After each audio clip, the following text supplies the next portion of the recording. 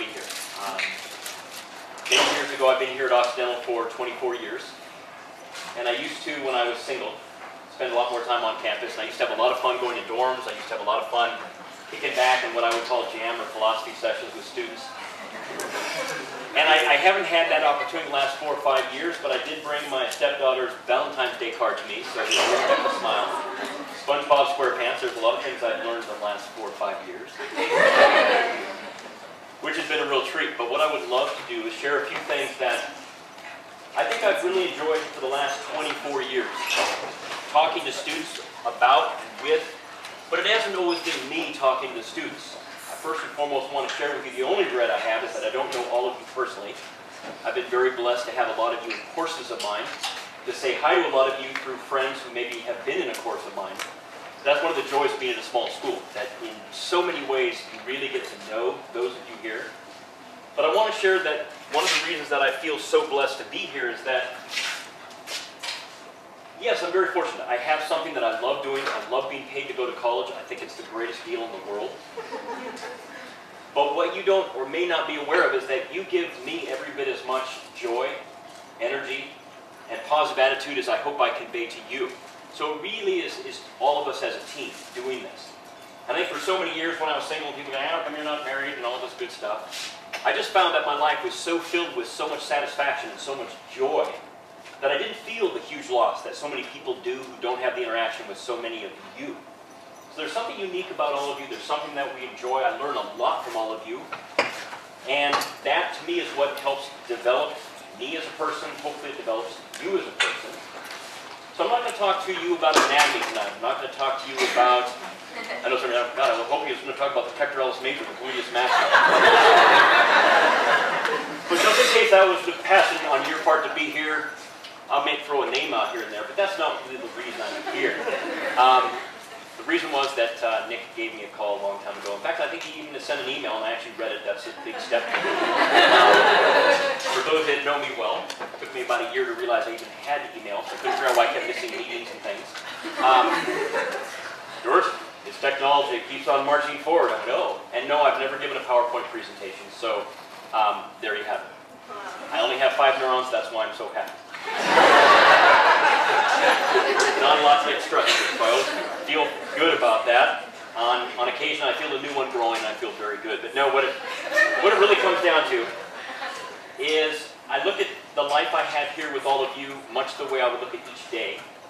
So what I'd love to ask of you, and there's no one answer, there's no correct answer versus a wrong answer, but I'd love to ask you, when you get up, and I don't mean the moment you step out of bed, I'm all excited about eating. So that's one of my driving forces. My favorite piece of furniture is in the other room. It's got food in it, and I just love that. But it's more about how you greet the day.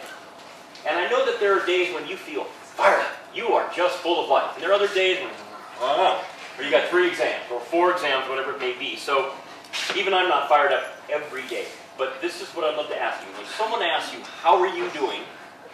What would you say is a normal response you hear? Yeah, good, doing okay, fine. And surviving. You know, and that may be 100% accurate of what their experience is. That's why on occasion I love to say something that someone doesn't expect. How are you this morning? Super, fantastic. Something that they kind of look at you as if to say, what? And you know what? Part of the fun of doing something like that is superb or brand new. How do you feel? Brand new. It makes you smile, and you know what? It makes them smile. And I think that's the greatest pleasure, because who knows how their day started. But you realize something so simple can make all the difference in the world. And they shake their head, and they, okay, well, yeah, thanks, have a good day. You know, so all of a sudden you've engaged where they might not want to engage in the first place. Now here's something I know we've all experienced, no matter how vivacious you are. How many times when you're kind of cruising your own personal space, and let's say I see Maddie up ahead. I think I know Maddie, so I'm going to say hi to Maddie, but let's say you're walking along, and we've all done this, right? And you're not really sure you want to engage, so you look down. There's all of a sudden something very we've all done this, and you're thinking, wow, is there a squirrel on the ground? So what I enjoy doing, and I don't do this all the time because then people just, that guy's obnoxious, you can't get away from it. I love making eye contact before the person has the opportunity to look at the ground, because then I've got you. And there's no way you can look away. Nothing else that makes me laugh, so I'm having a good time. I don't know how they're doing, but I'm having a good time. And good morning, they have to say good morning, because you caught them. So I think things like that are on occasion fun. If you did it all the time, it might be over the top, but every once in a while, it's just, wow. And you see this energy come back into them. It brightens your day, it brightens their day. And it's just, I think on occasion, it's just appropriate. Right on, got that good step, got that good energy, you just give it out there. It energizes you, it energizes them. Another thing I'd love to share that I'm sure most of you do, it's an inherent part. I think as individuals, we want to be polite, we want to have good manners. But next time you go into a coffee shop or someplace where you're going to purchase something, how often do you hear someone say, please, and thank you? It's amazing how that opens the door for an engagement when you use terms that you know you love to hear. Please, thank you. There have been times where I've gone to a coffee shop, let's say, and as you can tell, I need coffee. And the person behind the counter, they're so used to saying, I'd like a non-fat, no whip, whatever. And I know some of you knew what I was about to say, but I tried to hold back. I'll share that with you more. But they don't even engage because they know people want their drink, and they want it now. But I'll say, before you get me anything, how are you today? And they kind of, and I've had more people say, nobody ever asked me that. And so I'll wait for an answer. Again, now, you know what I'd love? I'd love a non-fat, no whip cafe mocha or something like that. And they'll say thank you. And it's amazing how sometimes, again, you just see that wonderful warmth coming back in them, like, wow, something so simple, but there's a human interaction there. It's so simple, and yet it's so easy to forget. So those are what I would really put under the category of simple suggestions for embracing life. It takes almost no energy on your part, but it's so wonderfully captivating for the people who receive that. And it's amazing how people will want to engage with you. It's like, well, thanks. Well, I hope you have a good day. And so it brightens them up. So I can't overemphasize what a beautiful thing that is for all of us to put a little bit more back into our life. I'm sure most of you do it anyway. But every once in a while it's nice just to see that person, that smile, that wonderful thank you. That made me feel wonderful. So those are the simple things. Now some of the things I'm going to share with you, they sound simple, but you know and I know that it does take work. It takes perseverance. And first and foremost, particularly because you're at this wonderful, embracing stage of your life where you think, what am I going to do with my life? Where am I going to go? Finding your passion. Finding something that you know you're going to love to do. I truly love coming to college. I love being paid to go to college. I think it's superb. It's not a lifestyle that maybe all of you would want, but I want you, as I know that you do, and people who love you, find something that you love. I love Mondays. Weird. I know I'm weird. I've been weird for a long time. You get a lot of latitude of behavior when you're known to be a little bit weird.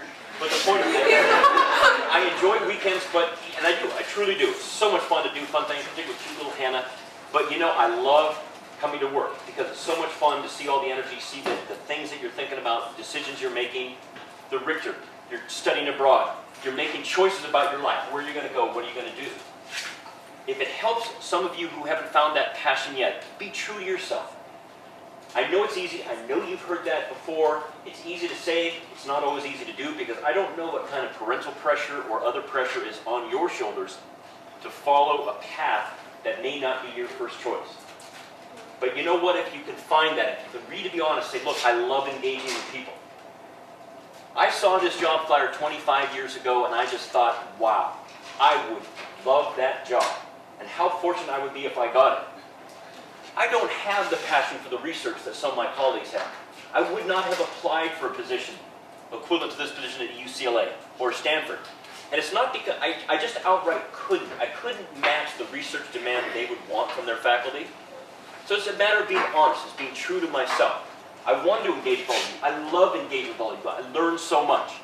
So for me, I wanted a job where the emphasis was truly on the teaching component. The emphasis was on engaging and learning from all of you. You're such a glorious time of your life. I love the college years. It was 74 to 78 for me. And I love going back and just re-engaging the people I went to college with. It's so much fun to realize what an influence that had on my whole life, as it will on yours. So I looked at the positions and I realized, wow, here's a position that's design new courses, spend time engaging with the students, work on teaching. That's what I love to do. Because I felt that in that case, I could let this job pull from me what I really felt I had to offer. And yet I had friends who were far more passionate about the research. They were better researchers than I am. They didn't mind going for outside grants. They loved the challenge. I don't want to compete with them because that's their passion. They wouldn't have wanted a full or more emphasis on the teaching part because that wasn't their passion. So find that. Find that, because you know what, also, and I'll share this with a lot of you, because some of you I have already written letters of recommendation for. I know with assurance that some of you will be asking soon, and I enjoy doing that. I clearly do. But what's one of the greatest things is when I find or see in you enthusiasm. Because enthusiasm for something enables you to work hard, and you relish that, you love that. Haven't you found that when you truly love a class, or you love working out for the team that you're on, you don't mind the time. You don't mind the extra effort. You want to put in the extra effort because you undoubtedly want to be the best you can be. But it brings it out of you because you're enthusiastic about it. It's harder when it's something that you don't have the same passion for. It's not that you can't do it, because some of you are superb. You could get an A in anything, independent of whether you like it or not. But you find that one thing that's, oh, this speaks to me. Find that. And in the process of doing so, not only is it easier for me to write a letter in support of you, doesn't mean you have to get an A. Character. What really defines who you are? Character is far more important, in my opinion, than reputation. Character is who you truly are. Reputation might come darn close. In fact, it might even be right on the money, but it's really what you're perceived to be. But your character, there's a strength that comes from within you. The ability to find something you're passionate for. You know what? I know that you love working with people who exhibit that, and you know what? People will love working with you when you find it. It makes all the difference in the world. So find that. Seek it out. It makes a wonderful addition to your life, to those around you, and to those who watch you, and who are dear friends and say, wow, you found something. I'd like to do that myself. So focus on that. Another thing, how many of you, out of curiosity, are seniors? So you're in the process of applying for whether it be medical school, law school, graduate school, you're going into the business sector. May I make a strong suggestion? This is one of the wonderful gifts of getting older. Is because you look back at some of the advice that was given to you, and I'm talking through my eyes, when I was younger. And you know, I tried to listen, but I hadn't gotten there in my life yet. But one of the joys of getting older is you start to realize a lot of the advice you were given actually made sense. If that door of opportunity appears to close, you don't get into medical school right away. The best thing I think you can do for yourself is say, okay, I didn't get right away. It's an incredibly competitive arena. There might be 200 slots at UCLA. There's 10,000 applicants, and I'm one of that 10,000. But I want to get in. That's my dream. I'm going to pursue that. Look for the door that opens. There is always a door that opens. And it could be that if, let's say, medical school is your passion, you're going to work at a hospital for a while. You're going to travel abroad and get experience elsewhere. There's always something that's going to enable you to grow as a person. You're going to go into law school, same thing. Maybe you don't get in right away. But if that's truly your dream, and you know you match that well, you're going to keep going. You're going to persevere. But what can you do for a year or 2 years to make you in every way a stronger candidate? And in the process, make you a better person. Because here's something I'd love to share. I know there's so much emphasis in our culture on aging, and it's negative. It doesn't have to be negative. I'm now older than a lot of your parents. I'm older than the President of the United States. And I thought it would take longer to be older than the President. But I'm there. I've been there. And I always laugh when I hear someone say to me, you know, I don't hike with my parents anymore because they're getting really old. They just turned 50. I'm like, well, okay, well, we're going to go there. So it's kind of fun when you hear that and you put things in perspective. I used to think people my age were just, wow, they still walk.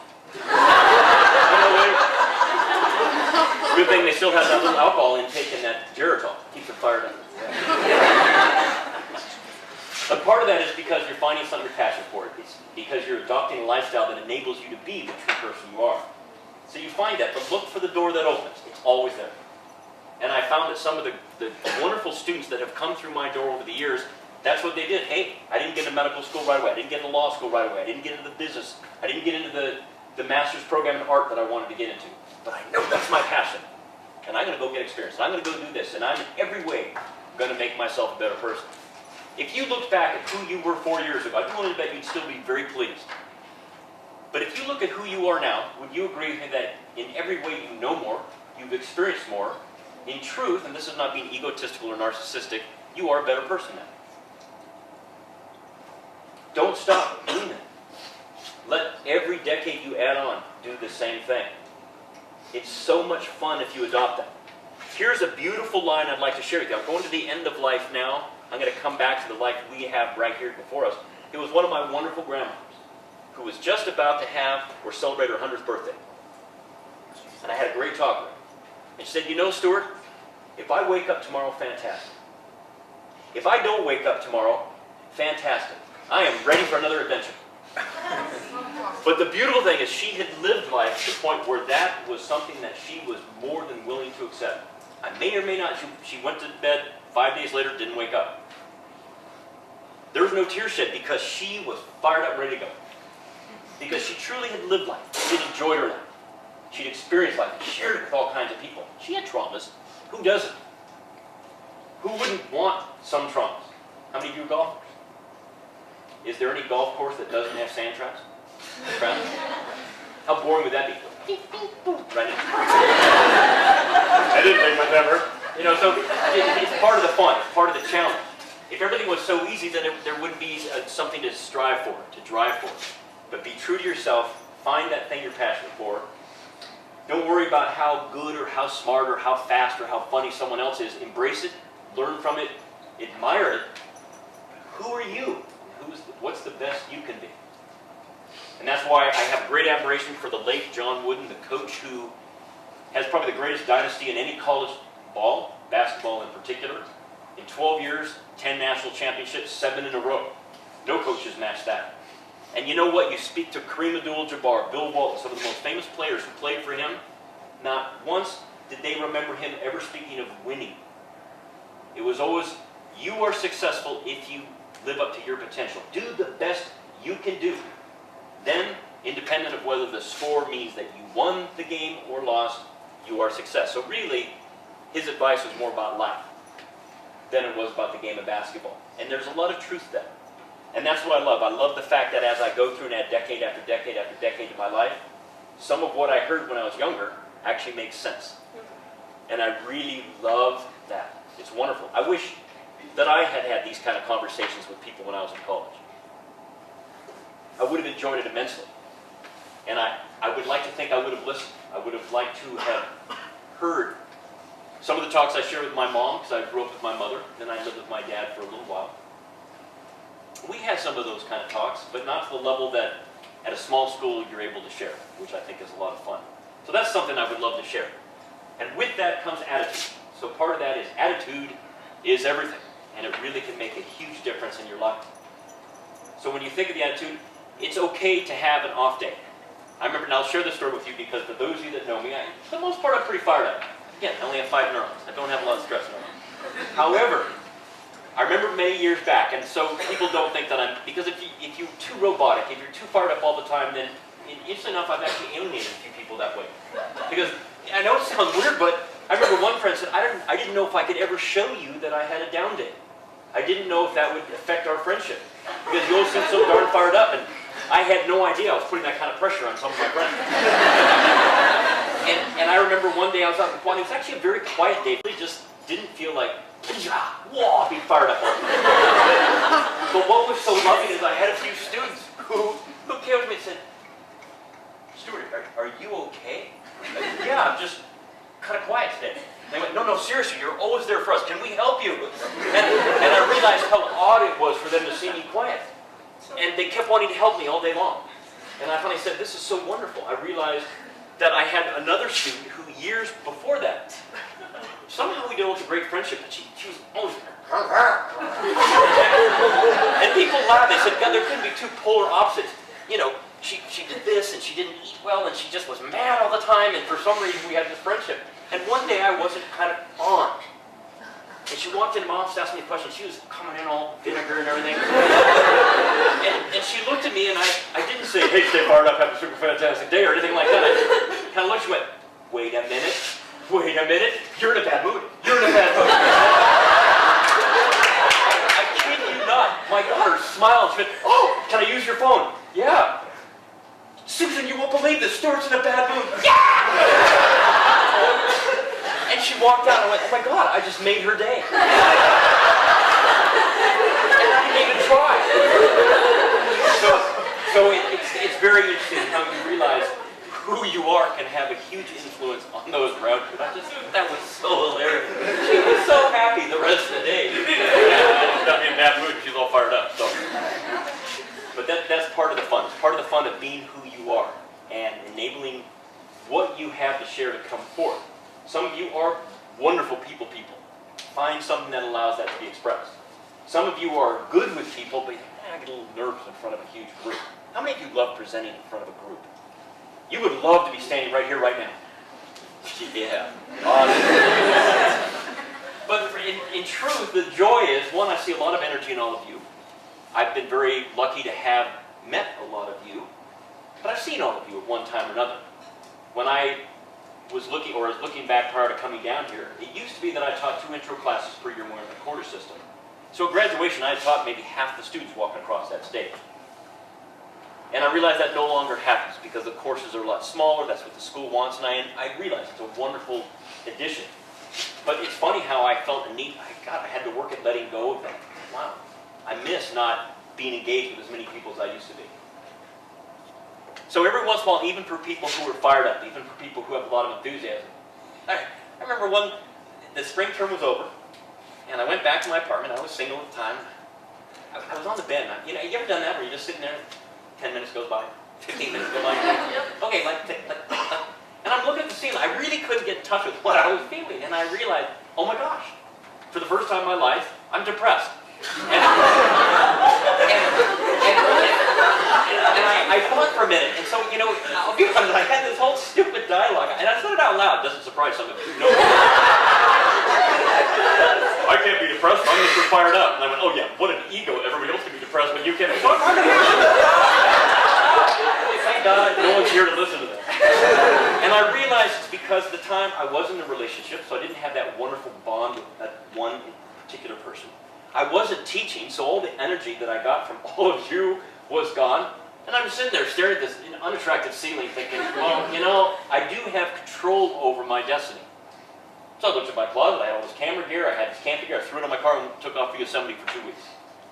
So it was as easy as that. I called one person and said, hey, I'm gone for 2 weeks, you don't hear from me in 3, call the FBI. But otherwise, this is where I'm going. And I just found it was fun. And for the first time in my life, I wrote in a journal, and then one day in Yosemite, I would hike any mountain I wanted, as fast as I wanted. Next day would be pure photography. I just had a blast. And what you realize sometimes, even those of you who are known to be fired up, you need to get recharged. Everybody needs to get recharged. Find something that you know will recharge you emotionally, spiritually, mentally. And that way you can recharge and share that beauty of what you have inside with other people. So that's part of the fun, and that's part of the joy. So again, if I were to look back over all the years, there's something about that where you just, who am I? What do I want to share?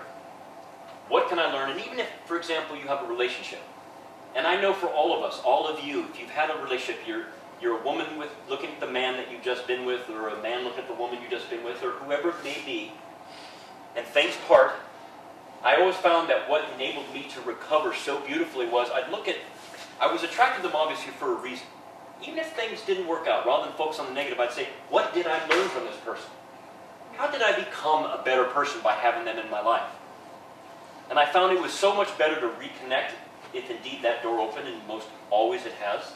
I found it was easier to let go, it was easier to move on, it was easier to realize that those people who have come the closest to you, even if it didn't work for the long run, have in many ways influenced who you are and helped create who you are.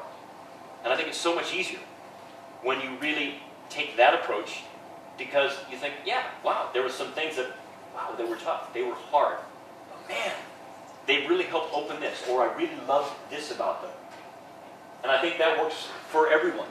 Much the way, and I hope that for those of you that have been in class of mine, I hope that you re-listened when I shared. I'm not judging anyone based on the grade you get. I didn't always get an A.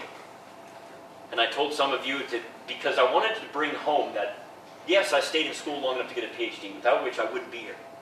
And I wouldn't have the opportunity to share this with you and you to share with me. But the point is, it's a lot of perseverance. It wasn't because I was always the brightest guy in the class. First time I took organic chemistry. Some of you can relate to this. I had 4 exams that Friday. You can relate with that too. And the course I probably should have spent the most time on was organic chem. It's the one I put the least time into. I looked at that exam and went, oh, I got my name right on that page. There were 12 pages like that. I went, oh, benzene ring. I drew that. I said, okay, I know my path. I put it in the trash can and dropped the class. Now, it turns out the average was like a 16 out of 100, so maybe I shouldn't have dropped my name. Probably would have been worth a couple points. So I, too, had moments like that. But you keep on going. I just signed up for the next quarter, and I didn't throw the trash can the next time. I actually studied for that exam. Whatever that meant. But the point is, we all have ups and downs. We all have challenges, but that's part of what makes you who you are. And you can continue to get stronger as a result of that. I'm not saying it's easy when it happens, but it will make you stronger. Just as sometimes when that door of opportunity appears to close, something's going to open. You look back on it and think, I really did it. So that's really what I would love to share with you. I have a few things I wrote down here. I just kind of do it for the fun of it. I normally don't use notes. I found that if I read notes, it makes me nervous. Because what I really want is for all of you to enjoy this 4 years, enjoy whatever is the next stage, to embrace it, to realize that some of those simple words like thank you and please, and sometimes what's challenging in your relationship, I'm sorry. Sometimes that's hard to say because we all have a personal sense of pride and sometimes ego. It's an integral part of who we are as humans. And you want to be right, and sometimes you know you're not. And sometimes you have to suck up and say, I'm sorry. And what's sometimes so wonderful is when you acknowledge someone did something beautifully well. Acknowledge that. It's so nice when you can do that. There's times when I've been wrong on grading. There's been times when I've been wrong in class. I have no problem if a student corrects it. And I find, if anything, it builds a better rapport. There's times when a student has asked a great question. I don't know the answer to the question. I'm not going to skirt the issue. I'm not going to try to put the student down and make it sound like a dumb question. Just say, I don't know. Good question. I'll find the answer for you. And I think that's hard sometimes for instructors to admit that. We want to know the answers. But we don't have all the answers, no more so than you do. We don't have all the answers to relationships, no matter how many we've been in. You know, it's just one of those things that you keep learning, you keep growing, you keep developing. So in decades as they go by, in every way you become a better person.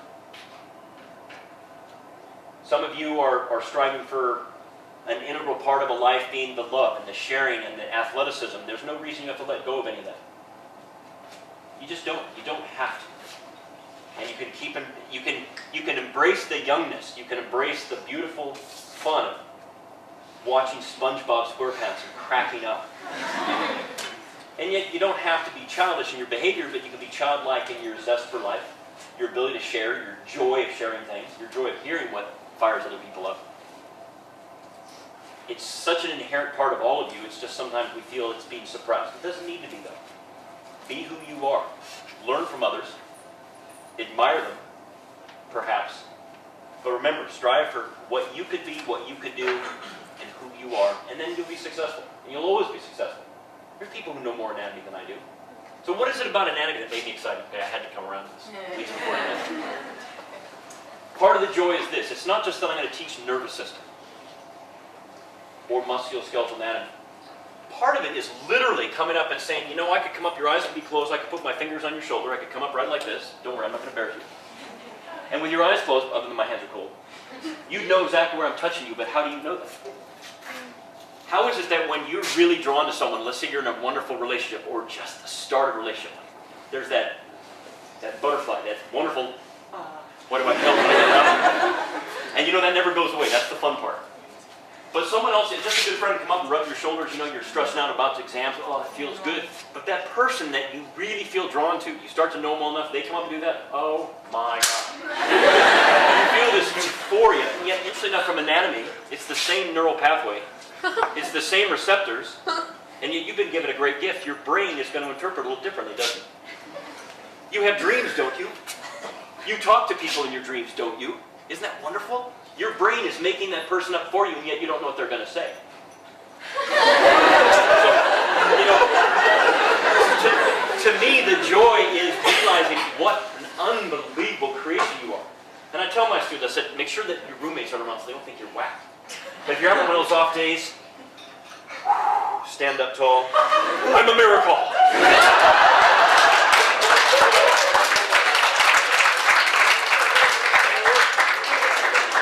I know with cell phones it's kind of taking the fun out of it, but you're having an off day. You think, can I borrow your phone? Sure. Why? Can I borrow your phone? Call yourself. Stuart, I just want to tell you, you look super fantastic today. I am so fired up to see you later today. You have a super day. Person. Then you forget about that message and you go home, and you start cracking up. The other people think they're pretty whack because they heard that. Like, I heard that. But I remember there was this wonderful young lady in my lab one day, and she was just not having a good day. She was just hanging on. I said, "What's your number?" She went, I don't know if it's politically correct, but I know what's your number. So I just picked up the phone in the office, and I said, I'm going to call her Nicole. I'm going to say Nicole. I said, Nicole, you look great today. God, it's so wonderful to see you in class. I hope you have a wonderful day. Have a great evening. And she said, and she started laughing. Everybody starts laughing. So you automatically pick up the mood. She said, to tell you the truth, I left that on my machine for a week.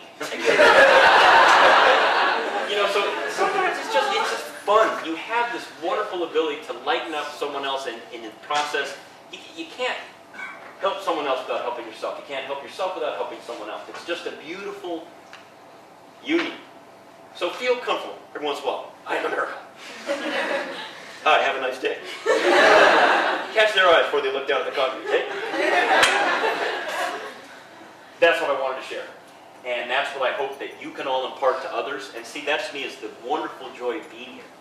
You all give me fantastic amount of energy and joy in life. Just keep giving it. There is no return gift needed. That is the gift. Whatever I give out, you give back. And you open that door for people to say, wow, I can do this. I can share this. Then you give it to someone else. Maybe they're having an off day. Or you say, hey, have a super day. Okay. Whatever it may be. And then they say, that kind of worked. Then they turn around, hey, have a super day. Whoa. It's fun. And I remember some people, I'll say hi. Do you know that guy? It's like they have to know you, because then and only then can you say hi. So it's really fun to do that. So just this simple thing, or what a wonderful thing to share with other people. Thank you for coming. I'm overwhelmed. I'm so thankful. Any questions anybody have? You've been wonderfully patient. Yes. Can you keep talking for 25 minutes? I could.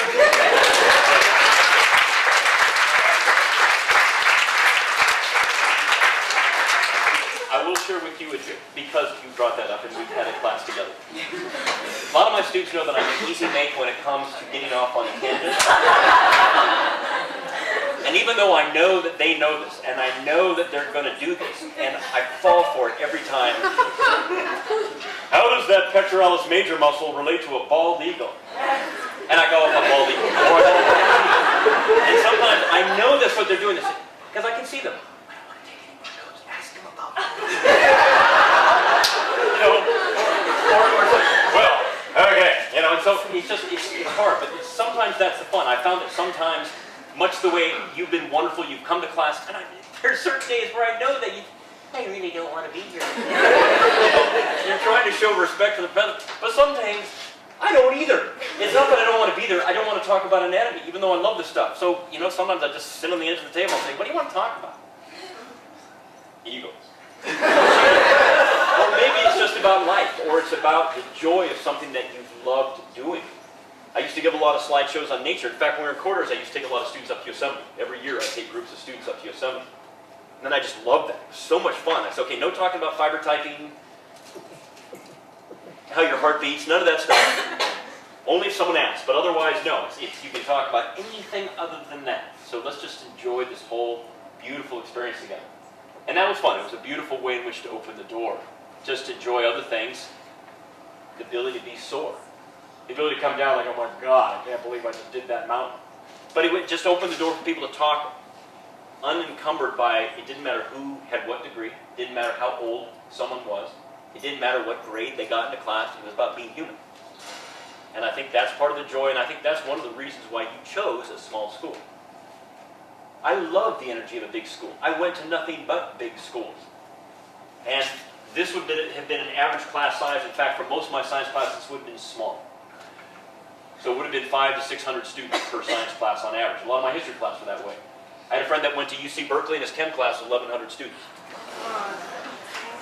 But you come to Oxy, I come to Oxy because, in truth, I do get to know you. We can have these kind of talks. People can come by the office. Hey, I just want to philosophize about something in life, or, and it's fun, so I learn a lot. So it's a great experience. So thank you for coming. Find that passion, share that passion, and whatever step you choose to go in, look back on with great fondness on what beautiful experiences you gained in the 4 years here. Because it really is a magical time. And I love every decade adding on. I love looking back. How have I grown? How have I improved? And what can I still do to continue to improve? That, if you want to keep young, embrace getting older. If you want to keep young, find something for which you have great passion and enthusiasm. Because then the hard work is something that you really look forward to. That's how you're going to stay young. So thank you for coming.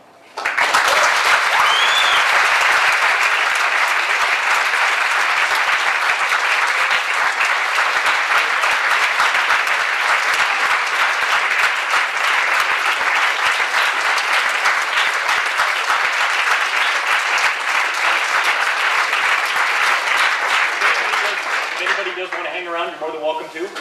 I'm doing fine. I got time. I got that 25